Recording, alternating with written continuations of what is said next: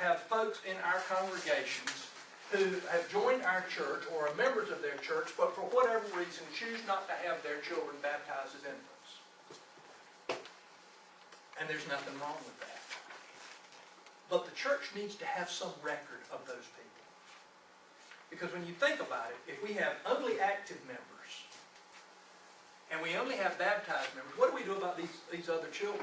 Or the children that are maybe were just born, and it's going to be 3 months or 6 months or for whatever reason. I mean, my gosh, my mother was a Baptist, and she married my daddy, and she came in, and she said she didn't want me baptized as an infant. Daddy didn't really care, and I was baptized at the age of accountability at age 13. Others, you know, within 60 days. But there just needs to be a record of those children, and so that's why I put that in. Hey, Jay, back on that list. Talk briefly about baptized members' role versus if you become an active member, you're no longer on the baptized members' role. That's right. And you said something about these 30, 40, 50-year-old members who are no longer here. Did they get, you said they're on the baptized members' role. That can be confusing.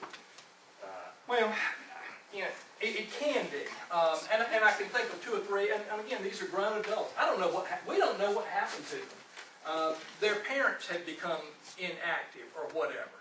All I'm saying is, and they never made a profession of faith.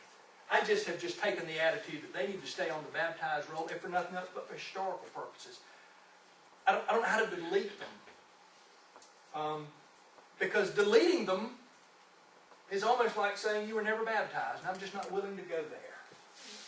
And from a financial, just regular old grubby, greedy thing, we're not paying any money on. And if somebody, if Josh, who's baptized an infant, and he joins the church tomorrow morning, as clerk here, I would just, at the next time, I would notify the session that Josh joined the church, which they should know because they examined him.